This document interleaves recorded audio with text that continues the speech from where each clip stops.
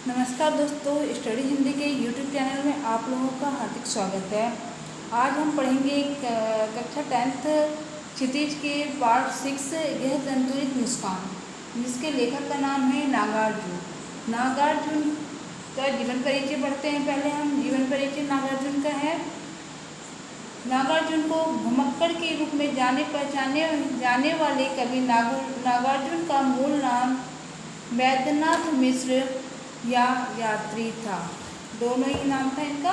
मूल नाम वैद्यनाथ मिश्र और यात्री के नाम से भी यह लिखा करते थे। इनका जन्म बिहार के दरभंगा जिले में सतलखा नामक ग्राम में 1911 ईस्वी में हुआ था। इनकी आरंभिक शिक्षा संस्कृत पाठशाला में हुई। ये अध्ययन के लिए बनारस और कलकत्ता गए। वे सन 1936 ईस्वी में श्रीलंका गए और बौद्ध धर्म में दीक्षित हो गए। 2 साल के प्रवास के उपरांत वे वर्ष 1938 में भारत लौटे। उनका स्वभाव घुमक्कड़ और अक्खड़पन युक्त था। उन्होंने अनेक बार भारत भ्रमण किया। एक स्थान पर टिकना उनका स्वभाव न था। वे राजनीतिक गतिविधियों में भी सक्रिय रहे। इस कारण उन्हें कई बार जेल जाना पड़ा। वे बौद्ध धर्म और साम्यवाद से भी प्रभावित थे। उनका देहांत सन 1998 ईस्वी में हुआ। नागार्जुन को साहित्यिक योगदान के लिए अनेक पुरस्कारों से सम्मानित किया गया, जिनमें हिंदी अकादमी, दिल्ली का शिखर सम्मान, उत्तर प्रदेश का भारत भारती पुरस्कार और मैथिली में काव्य सृजन हेतु साहित्य अकादमी पुरस्कार भी मिला।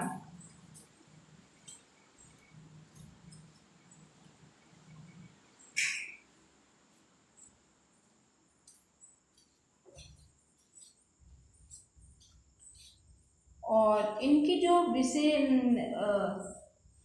संपादन जो इन्होंने किया और इनकी जो प्रमुख रचनाएं हैं उनके बारे में देखते हैं। नागार्जुन ने हिंदी और मैथिली दोनों ही भाषाओं में काव्य सृजन किया। उनकी प्रमुख कृतियां निम्नलिखित है। युगधारा, सतरंगी पंखों वाली, हजार हजार बाहों वाली, तुमने कहा था, पुरानी जूतियों का कोरस, आखिर ऐसा क्या कह दिया मैंने, मैं मिलिट्री का बूढ़ा घोड़ा आदि।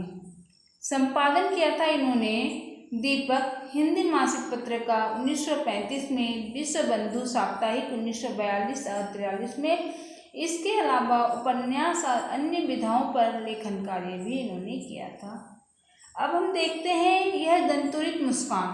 यह दंतुरित मुस्कान कविता का सार क्या है, पहले हम ये आप लोगों को बताना चाहेंगे।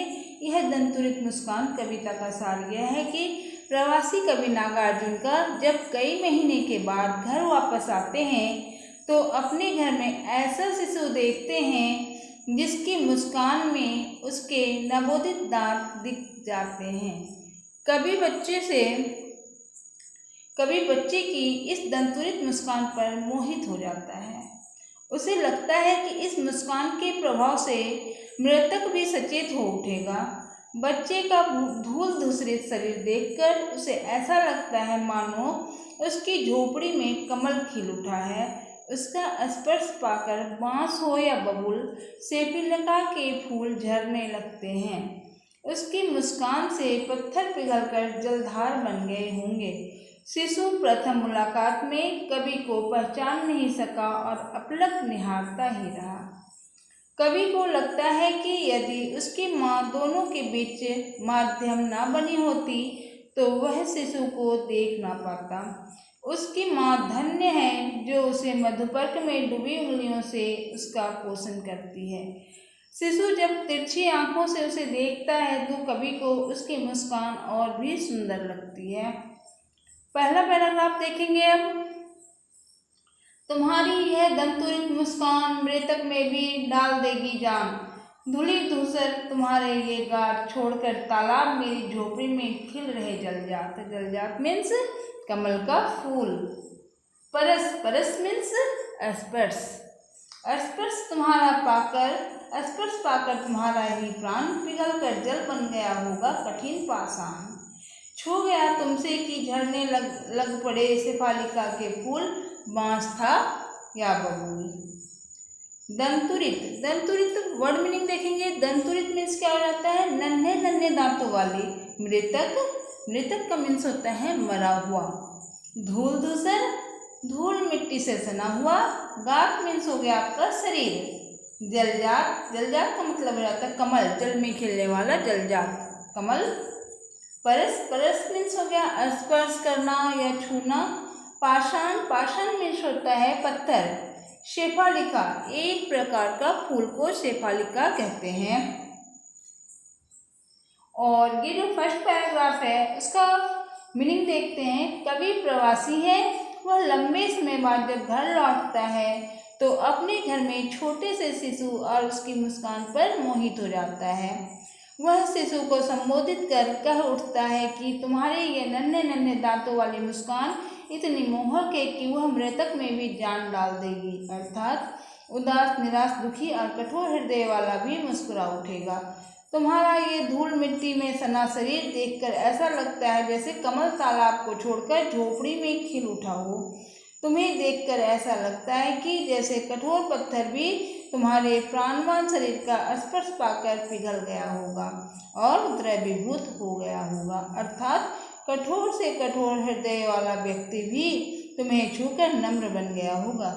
कैसा भी पेड़ हो, चाहे बांस हो या बबूल, तुम्हें छूकर उससे भी शेफालिका के फूल झड़ने लगते हैं। अर्थात तुम्हारी मुस्कान के असर में कठोर से कठोर व्यक्ति भी सहृदय बन जाता है। नेक्स्ट पैराग्राफ देखते हैं।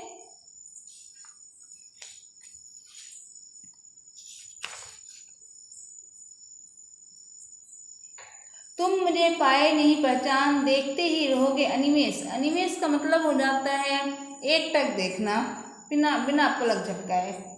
देखते ही रहोगे अनिमेष। थक गए हो, आंख लूं में फेर, क्या हुआ यदि हो सके परिचित ना पहली बार, यदि तुम्हारी माँ न बनी माध्यम होती याद। मैं न सकता देख, मैं न पाता जान, तुम्हारी यह दंतुरित मुस्कान। अब देखिए इसका सरलार्थ करते हैं। प्रवास से घर लौटा कवि और शिशु दोनों ही एक दूसरे के लिए अजनबी हैं। ऐसे में शिशु कवि को एकटक निहारे जा रहा है। अपनी और शिशु को देखता हुआ कवि उससे पूछता है कि शायद तुम मुझे पहचान नहीं पाए, तुम यूँ अपलक देखते ही जा रहे हो, शायद थक गए होगे। अर्थात मेरी ओर लगातार देखने के कारण थक गए होगे। अब मैं तुम्हारी ओर से आंखें हटा लूँ? कवि कहता है यदि हम पहली बार में परिचित ना हो सके तो क्या हुआ। शिशु और अपनी मुलाकात का श्रेय शिशु की माँ को देता हूँ। कवि कहता है कि दोनों के बीच यदि तुम्हारी माँ माध्यम न बनती, अर्थात इस दुनिया में लाने वाली तुम्हारी माँ ही है, जो आज भी मैं ना तुम्हें देख पाता और ना ही मैं तुम्हें जान पाता और तुम्हारी यह दंतुरित मुस्कान भी नहीं देख पाता।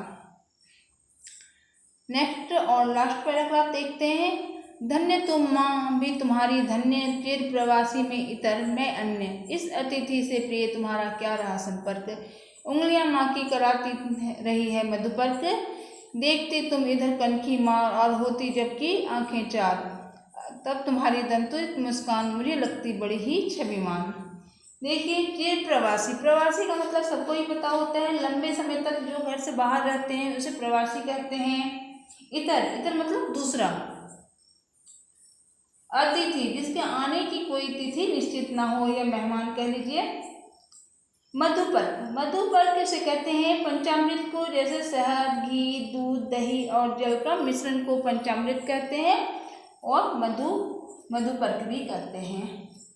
कनखीमा मतलब तिरछी निगाहों से देखना, आंखें चारों ना एक दूसरे की ओर देखना। छविमान का मतलब हो जाता है सुंदर। इसका सरलार्थ देखते हैं। बच्ची की दंतुरित मुस्कान पर मोहित कवि कहता है कि तुम और तुम्हारी माँ दोनों ही धन्य हैं, क्योंकि हे शिशु, तुम्हारी माँ के कारण ही मुझे यह मनोहारी मुस्कान देखने का अवसर मिल रहा है। इधर मैं लंबे समय से प्रवास कर रहा हूँ और अपना होकर भी अन्य दूसरा बनकर रह गया हूँ। मैं अपने ही घर में अतिथि बनकर रह गया हूँ। इस कारण मेरा और तुम्हारा संपर्क नहीं हो पाया, जबकि तुम्हारी माँ तुम्हें मधुपर्क का सेवन कराती रही और तुम्हारी उससे अच्छी जान पहचान हो गई है। जब तुम अपनी तिरछी नजरों से मेरी ओर देखते हो और तुमसे मेरी आंखें मिलती है, तब तुम्हारी ये नन्हे नन्हे दांतों वाली मुस्कान और भी सुंदर लगने लगते हैं। यह मुस्कान मुझे अपनी ओर खींचे रहती है। मैं इस पर मुग्ध हो रहा हूँ। तो ये रहा आपका यह दंतुरित मुस्कान का सारांश। और हम नेक्स्ट पढ़ेंगे फसल। ये भी नागार्जुन द्वारा रचित है और इसके प्रश्नोत्तर जो आपके पाठ्य पुस्तक में है वो भी करवाऊंगी और इसके अलावे चैप्टर के बीच में से भी आपके प्रश्नोत्तर करवाती हूँ नेक्स्ट वीडियो में। Okay, thank you. अगर वीडियो अच्छा लगे तो सब्सक्राइब कीजिए, लाइक कीजिए और कमेंट कीजिए।